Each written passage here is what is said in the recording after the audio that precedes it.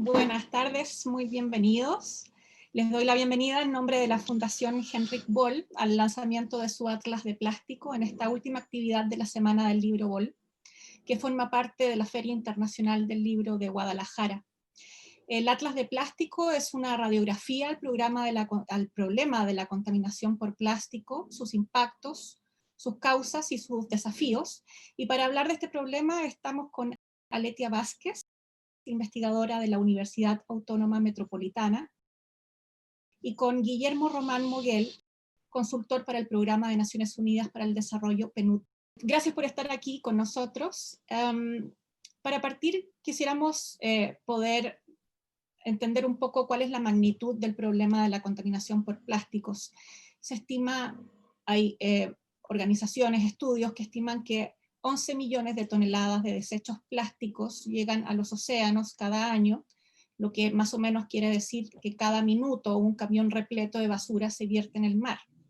Se han documentado más de 800 especies marinas, entre ellas especies que están amenazadas de extinción, que están afectadas por el plástico, ya que se enredan en estos residuos o los ingieren al confundirlos con su alimento e incluso pueden morir, ¿cierto?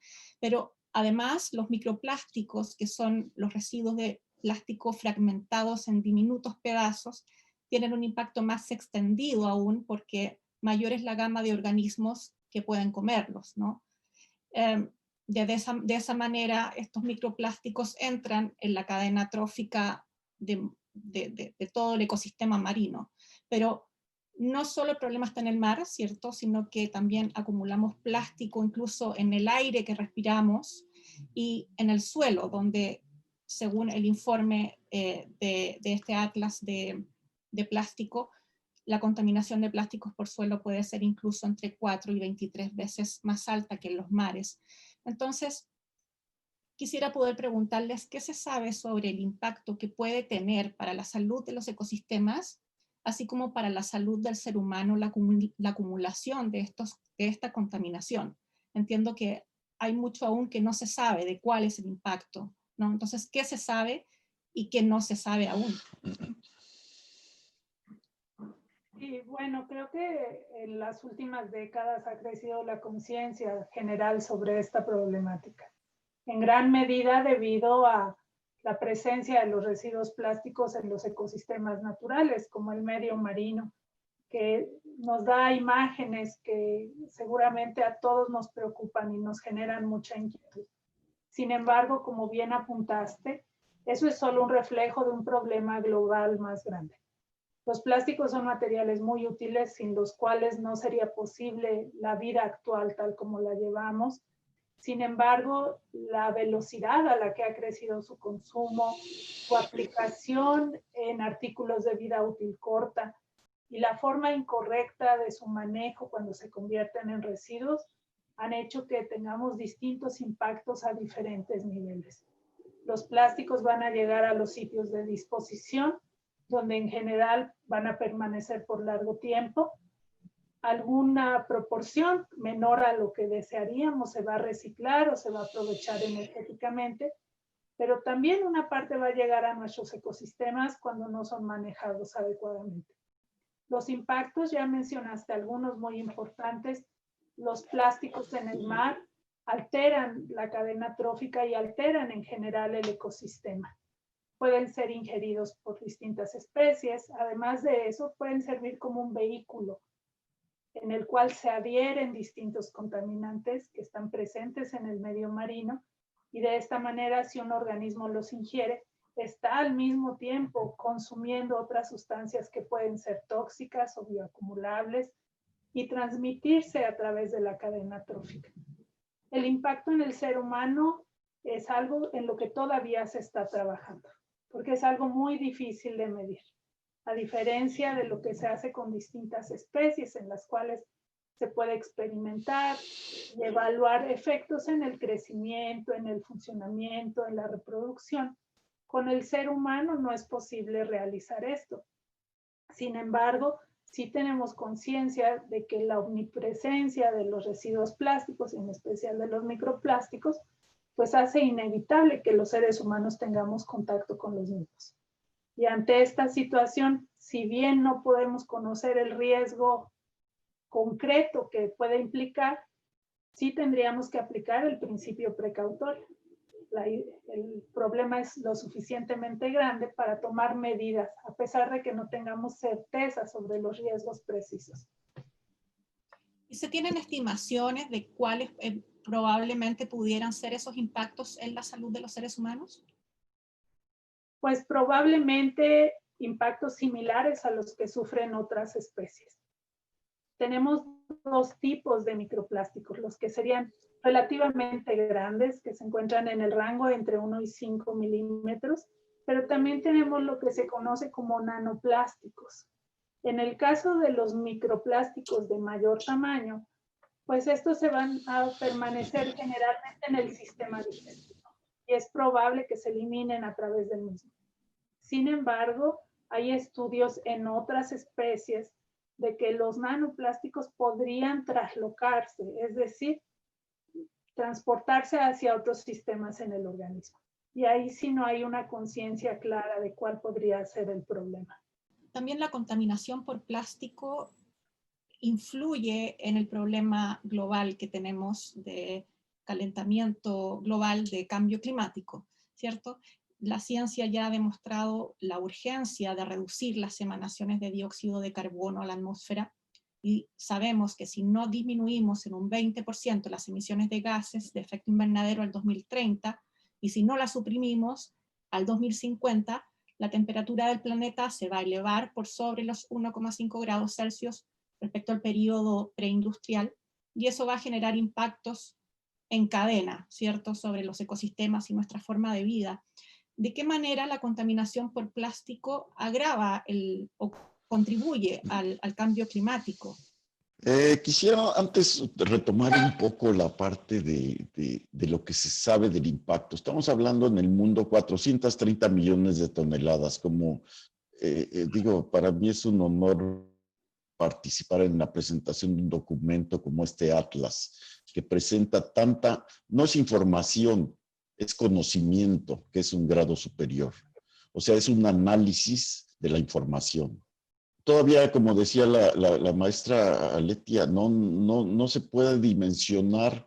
Los estudios del 2017 refieren a estudios de 2010, donde no se sabe realmente el efecto que pueden tener los microplásticos. Segundo punto, los plásticos de esos 40 millones de toneladas, el 40% es de un solo uso. O sea, es desechable, ¿no? Entonces no podemos, digamos,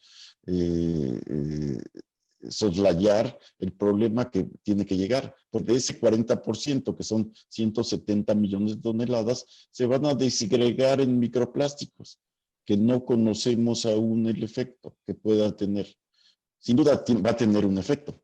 Pero digo, si lo ponemos con los tóxicos, volviendo al punto de los energéticos que mencionaba Michelle, del gas y petróleo combinados, es lo que se usa para plástico. Y eso va a generar una parte, obviamente, de emisiones a la atmósfera, pero la parte principal, yo me iría a que son los tóxicos contenidos, como en los residuos electrónicos que tienen plásticos, o en los plásticos usados en agricultura que están contaminados con pesticidas. Pero más allá de eso, digo, en un evento de este tipo puede parecer equivocado decir que no se sepa el efecto que puedan tener los microplásticos. Y créanme que yo he buscado. Digo, acaba de salir una publicación precisamente este año donde se dice de todos los microplásticos y hay algunos estudios, pero no hay un estudio sistemático, que muy bien lo podrían hacer en la UAM, que es de cómo se disgregan esas 140 o 170 millones de toneladas de plástico de un solo uso, cómo se disgregan en microplásticos y cuál es el efecto de ello, ¿no? Eso para mí sería una tarea de 10 tesis de doctorado, por decirlo de alguna manera, ¿no? Ponerlo en un contexto, para que se pueda saber. Sin duda, estoy seguro que todas las universidades lo están buscando, lo están haciendo. ¿Cuáles son los efectos? Los toxicólogos, tienen que buscarlo. Pero yo me voy a un asunto mucho más simple y directo. En los residuos electrónicos, que son igualmente 50 millones de toneladas por año de residuos electrónicos, de ellos el 30% es plástico, o sea, son 150 millones de toneladas de plástico en electrónicos, y de esos solo el 10% tienen residuos tóxicos. Entonces, solo 15 millones de toneladas por año, que de eso sí sabemos, los tóxicos, sí sabemos que tienen los retardadores de flama que generan causas, sistema nervioso central, el hígado, etcétera, ¿no? Entonces, ese es un solo de los plásticos tóxicos, pero pues la gente, sigue usando, como decía la maestra Letia, sin duda los plásticos sí cambiarían la forma, son materiales muy útiles, y sí cambiarían la forma, se necesitaría cambiar la forma de una sociedad distinta, pero no en el mal sentido. Yo creo que sería una sociedad mejor, una sociedad más austera, donde no usemos algo que solo lo usamos una vez por nuestra propia comodidad. Iba yo a mostrar una botella de plástico, pero creo que no es necesario. Muchos lo hacen. Eso sería, ¿no? Quería también preguntarles sobre el problema de los plásticos de un solo uso y de las políticas que se han adoptado en diferentes países, entre México, pero también otros países de nuestra región, en Latinoamérica y en el mundo, por supuesto, para intentar reducir esto. La mayor parte de nuestros países, ¿cierto? Esas iniciativas han ido por el lado de eliminar, por ejemplo, las bolsas plásticas, ¿cierto? Ahora, científicos y expertos aseguran que esto no es suficiente. De hecho, menos del 10% del total del plástico producido en el mundo se recicla. Mi pregunta es, ¿se ha responsabilizado más al consumidor para que recicle lo que utiliza que al productor de plásticos? ¿Cómo se equiparan ahí las responsabilidades en cuanto a la utilización y a la producción del plástico? Sí, yo considero que efectivamente las responsabilidades no son claras, al menos en México, y esa es una de las cosas que quizá dificulta el encontrar una solución. Tenemos que entender que para distintos plásticos va a haber diferentes soluciones. Va a haber plásticos que son necesarios y que pueden reciclarse. Va a haber otros que son necesarios y no son reciclables en términos prácticos. Va a haber algunos que se podrán eliminar, que no son indispensables. Entonces nosotros necesitamos encontrar qué residuos plásticos tenemos y cuáles son las soluciones idóneas para cada corriente, que van a depender y van a variar del lugar donde nos encontremos, de la infraestructura disponible, el presupuesto, la educación ambiental que tenga nuestra sociedad. En México en general tenemos el concepto de responsabilidad compartida en la gestión de residuos. Sin embargo, este concepto no delimita exactamente qué le corresponde a cada quien.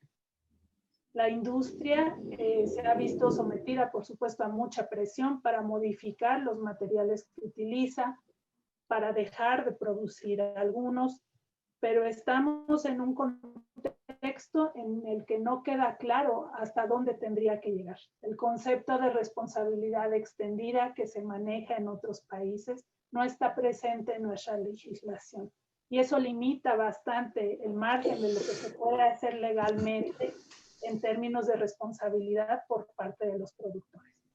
Ahora bien, los gobiernos también tienen una responsabilidad importante. En México hemos vivido una fiebre de prohibiciones o de promoción de la biodegradabilidad, que sin embargo no se concreta en marcos legislativos coherentes y completos, y por lo tanto no es eficiente y no cumple con su objetivo.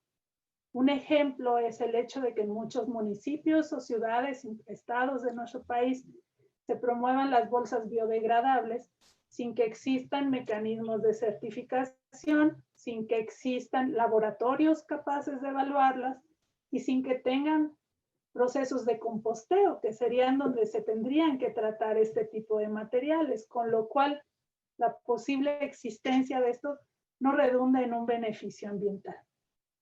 Por último está el rol de los ciudadanos. Con los plásticos, al igual que con la gran mayoría de los residuos, la clave que nos va a permitir darles un manejo adecuado es la separación en la fuente. Y es algo en lo que en nuestro país en realidad tenemos muy pocos avances. Son contados los municipios donde se realiza separación y en donde esto ocurre es muy deficiente. Mientras no logremos cada uno de los actores articular lo que estamos haciendo hacia un mismo objetivo, va a ser muy, muy difícil encontrar una solución. Queda claro cuál es el rol del ciudadano y las falencias que hay, como bien explicaba Letia, ¿cierto? Para que el ciudadano pueda efectivamente hacer un buen reciclaje y se pueda resolver esa parte de la cadena de responsabilidades. Pero ¿qué es lo que pasa a nivel producción? Coca-Cola produce 88.000 millones de botellas de plástico anualmente y genera 3 millones de toneladas al año de desperdicios de empaques y envoltorios plásticos, según cifras publicadas por la misma compañía. ¿De qué manera se podría influenciar o poner límites o fiscalizar o hacer algo para que esa parte de la responsabilidad en el nivel de la producción pueda tener algún tipo de cambio? Sí, Michelle, en tu país, de Chile, ¿no? Sí. Llevó 11 años para tener una ley de responsabilidad extendida.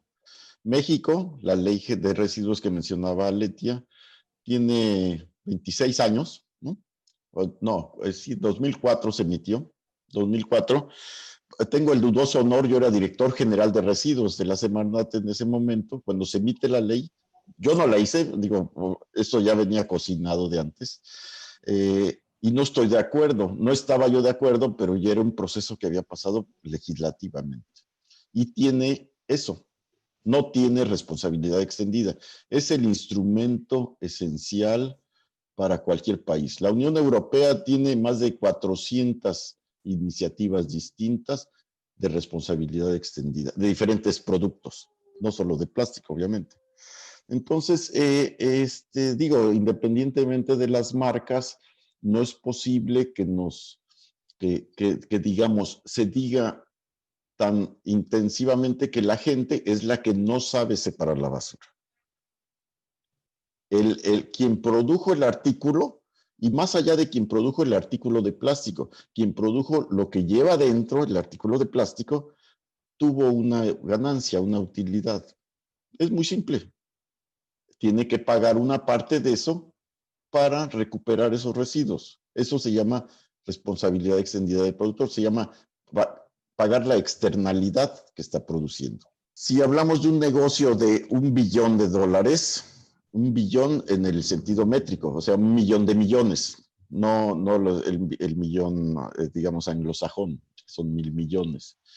De ese billón de ventas anuales, las externalidades son del orden de 140.000 millones de dólares, que actualmente yo creo que se paga en una forma muy, muy marginal.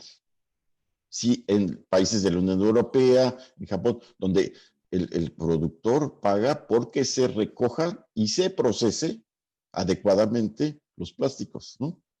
Entonces, son procesos. Si en Chile se llevó 11 años, pregunté a una persona que estaba en ese momento en el evento, va a haber una ISO, una norma ISO para el manejo de plástico. Y le pregunté, la Unión Europea, ¿cuánto lleva desarrollando una norma ISO? 14 años. Entonces, durante esos 14 años vamos a seguir generando no solamente los 9 millones de toneladas de plástico que llega al mar y que se dice que llega al mar, 9 millones, sino 170 millones de toneladas de plásticos de un solo uso cada año. Entonces, si eso lo multiplicamos por 14, pues nos daremos idea del potencial de plástico. Y no me quiero ni imaginar los microplásticos, ¿no? Entonces, ¿qué es lo que se puede hacer? Solamente eso, para mí es una de las medidas básicas. Sin duda, la población, la sociedad tiene una parte. El gobierno tiene que hacer una parte. Quien tiene que hacer la mayor parte son quienes generan la cantidad en la producción, ¿no? En la producción. Solo el 4% del plástico se recicla. Reciclado entendido como volver a producir otra vez la misma botella. Otro 10% es lo que en inglés se llama downcycling, que es producir macetas o carreteras o lo que sea. 14%. Eso es todo. Otro 14% se quema, nos da 28, y el 35% se queda en la naturaleza. Entonces, cuando uno dimensiona esas cantidades, digo, si fuera otro material, digamos, el metal o el papel o eso, se reincorpora en la naturaleza en poco tiempo y se saben los efectos. Pero en este caso es algo que surgió en los últimos 50 años y que todavía no se dimensiona en sus efectos, en sus impactos. Pero es un problema de una dimensión, pues, muy grande. La gente lo tiene muy presente, la gente lo sabe. Y pregunta a la gente, ¿y yo qué puedo hacer? Entonces se le dice, pues recicla. La acepción de reciclar es que lo recolecte y lo separe, lo lave, lo estratifique. Entonces, y está consumiendo una parte de su vida en pagar por lo que alguien más tendría la obligación de hacerlo. Y la tiene en diferentes países. Son intereses económicos, o sea, la vocación del sector privado es producir y tener utilidades, ¿no? Entonces, digo, todo lo que puedan hacer, digo, es parte de su vocación. Y eso obviamente redunda en lo político, digamos, en el plástico como en cualquier otro sector industrial, pues hay cabildeo, ¿no? Hay lobbying, sin duda. Entonces, ahí es donde, digamos, la cuestión del gobierno, que estoy completamente de acuerdo con Aletia, debe hacerse algo a escala federal, nacional, pues, donde exista un lineamiento, porque digo, lo que hacen son como los reciclatrones que se hacen de desechos electrónicos de la misma manera. El plástico no lo han podido hacer porque es infinito prácticamente la cantidad, no podían hacer gente que lleve sus bolsas de plástico, pero son buenas intenciones. Sin embargo, se necesita, tú lo dijiste al inicio, una acción concertada de sociedad, pero en el primer punto, el gobierno, después el sector productivo que acepte esos lineamientos y la sociedad que en una parte igualmente va a colaborar, pero sin que lleve la carga ni la culpa, ¿no? ¿Cuál es el rol que juega en todo este asunto político los organismos internacionales, como el PNUD, justamente, por ejemplo? De que hasta dónde pueden organismos internacionales influir y tomar medidas en la práctica, ¿no? El PNUD, como la agencia, digo, es la mayor agencia de Naciones Unidas, para mí funciona como, digo, soy consultor para ellos, no sería una opinión oficial, pero es como la conciencia de la sociedad, como el aval, y la gente le cree y confía en ellos. Entonces, uno de los papeles precisamente que estamos planteando en esta pues iniciativa mundial que va a ser lanzada por ahí de febrero, marzo, digo, el primer borrador estamos terminando en el próximo mes, que es eso, es una de las funciones, es actuar como un intermediario confiable entre gobierno y sociedad. Algún candidato presidencial, alguna vez en una reunión estábamos, precisamente en una reunión de la UAM, y decía pues que la gente no confía en el gobierno y que el gobierno no confía en la industria privada y que la industria no confía en la gente. Así, le digo, Pues eso ya lo sabemos. Bueno, algunos creo que ya lo sabemos. Tú dinos cómo generamos esa confianza. Eso sí me interesa, cómo generar eso. Y ese es el rol de PNUD. Bueno, podría ser, que es, como la gente confía en él, puede ser un intermediario que coordine las acciones. Y ese es uno de los puntos principales. Pero otro de los puntos principales que lleva esta iniciativa, a diferencia de las que existen actualmente, que existen varias, a escala global, por organismos internacionales algunas, es que reciclar no es suficiente. O sea, sí vamos a seguir, va a haber iniciativas para acopio, recolección, reciclado. Sin embargo, una parte muy importante es crear conciencia, educación, conocimiento en la sociedad para que use menos plástico. ¿Sí? Ese es una tarea de muy amplio espectro, en diferentes escalas y niveles, pero que eso también va a ser, porque es así, digamos, hay países que se ufanan de que sus tasas de reciclado van creciendo, cada año van creciendo el porcentaje de sus tasas de reciclado, pero ellos mismos dicen, pero nuestra tasa de consumo va creciendo más alto que eso. Entonces, sí siguen reciclando y siguen consumiendo la energía que decías, Michelle. O sea, siguen consumiendo más energía, no solo en el proceso, sino también en el reciclado. Entonces, digo, tiene que ser una combinación entre esas estrategias globales. Sí, y volviendo un poco a la pregunta anterior que les hacía sobre los intereses que hay en este problema de la contaminación por plástico,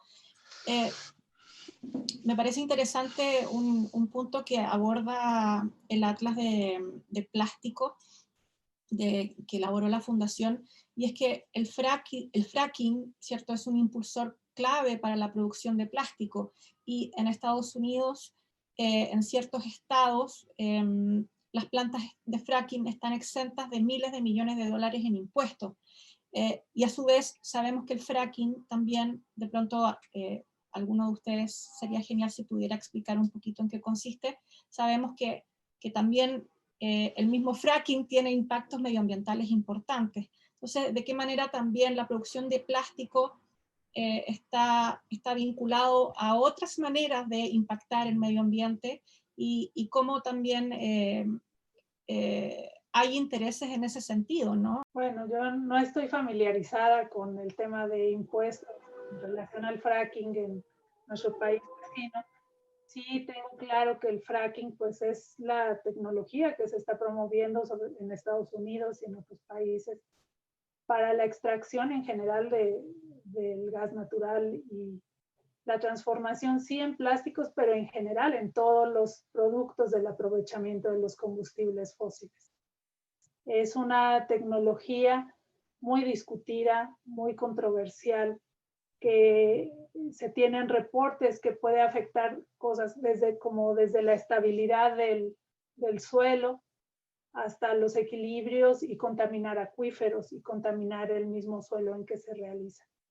Quizá el problema es que también en este caso no se ha hecho un estudio profundo de los impactos en el largo plazo que tendrán este tipo de medidas.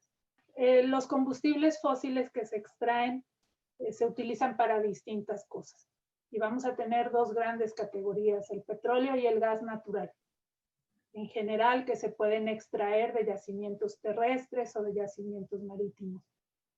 De todo lo que se extrae, que es una mezcla de distintos compuestos, vamos a tener diferentes fracciones, de compuestos más pequeños hacia más grandes. Del 100% que se extrae, alrededor de entre 8 y 10% se utiliza para la producción de plásticos. Generalmente las fracciones más pequeñas de moléculas de menor tamaño. De ese porcentaje que se usa entre el 8 y el 10%, la mitad se utiliza como materia prima. Es decir, son moléculas que vamos a unir para formar los plásticos. y la otra mitad, que sería entre el 4 y el 5% de esta extracción de combustibles fósiles, se utiliza para producir la energía que requerimos para producir plásticos, valga la redundancia. Así es el esquema general.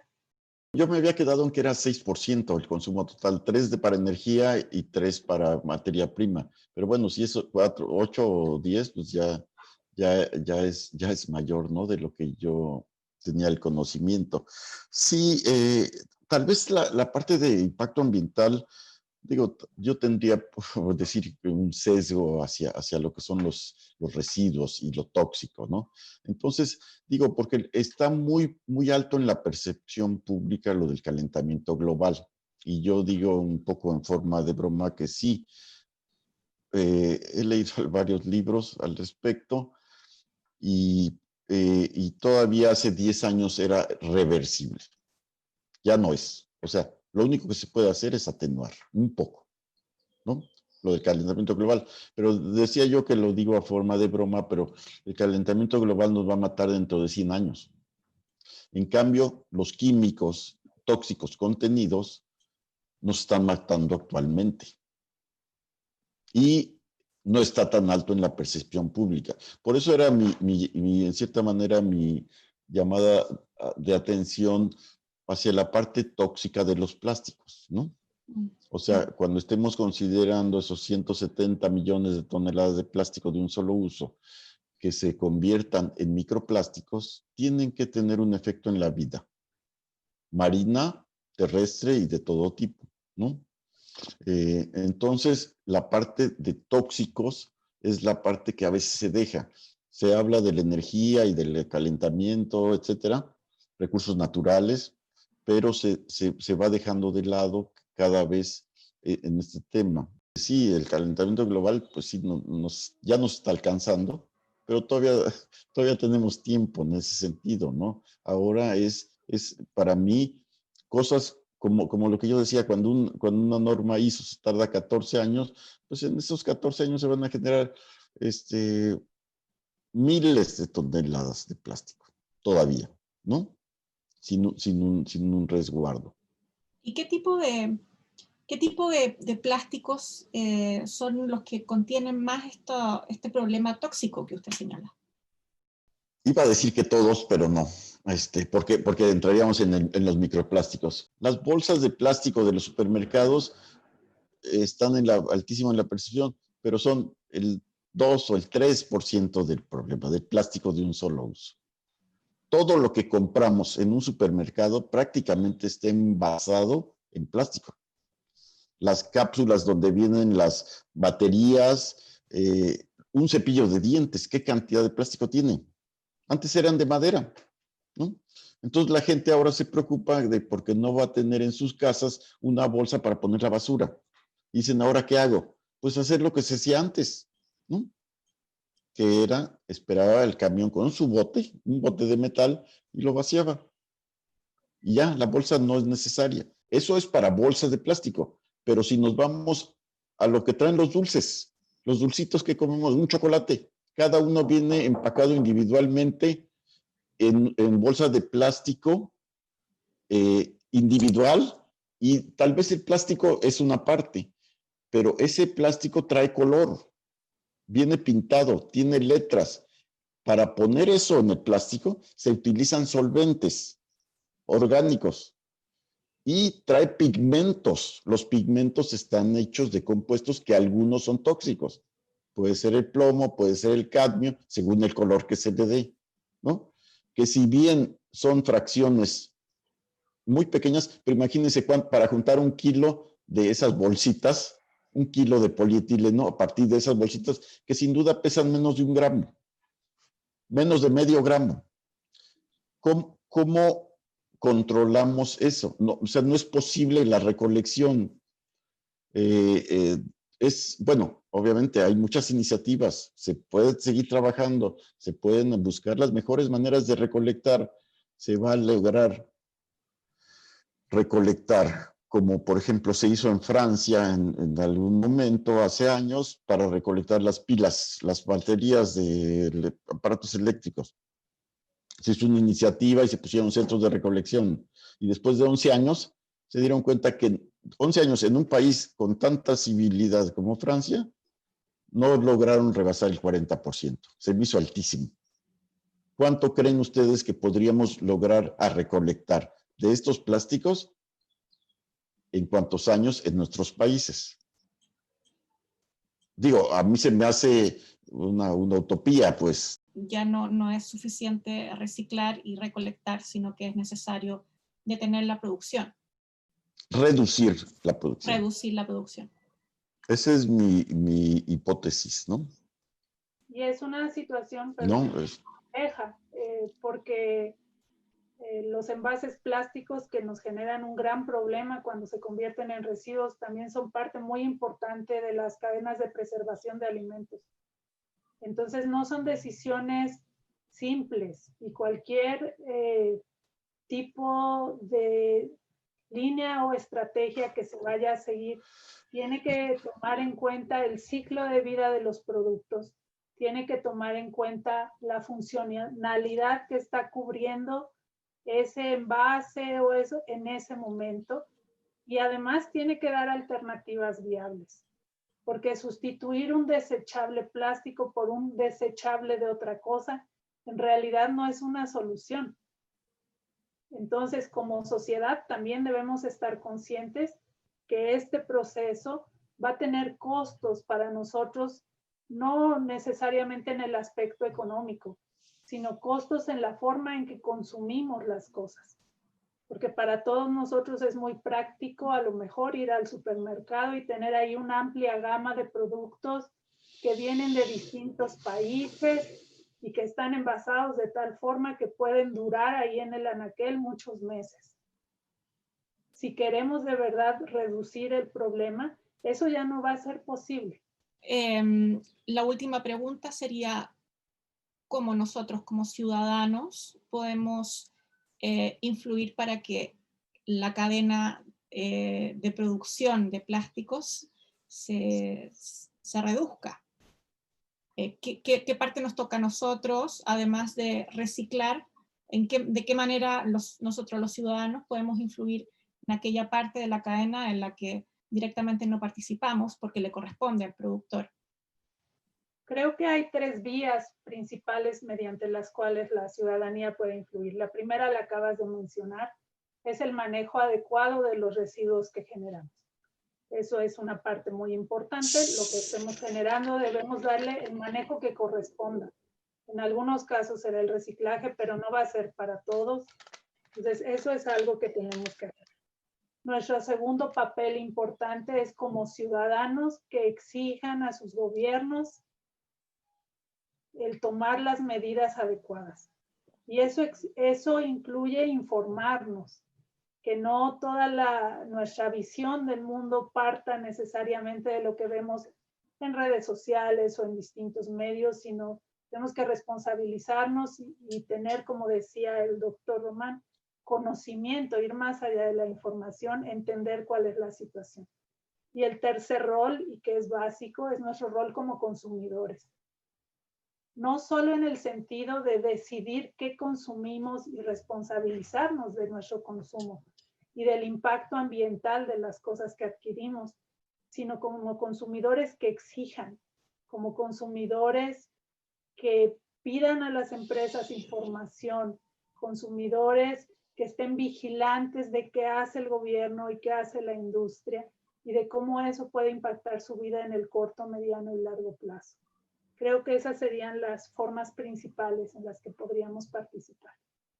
Bueno, consumir es una decisión personal y uno de los motivos de la mayor, creo yo, incremento en la cantidad de uso de plástico es porque nos proporciona una comodidad y una facilidad de hacer algo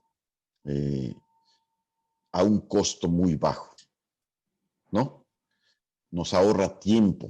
Si se nos transmite la idea de que este es la única forma en la que yo te puedo dar tus galletas o tu cepillo de dientes o lo que sea empacado de esta manera y nosotros lo aceptamos, estamos entonces creyendo que, pues yo me porto bien porque tiro mis botellas o las separo o las tuerzo o las aprimo o lo que sea, ¿no? Contribuyo de alguna manera, pero no estoy trabajando del otro lado, del lado de la conciencia. Sin embargo, para mí es así, sin duda es una parte.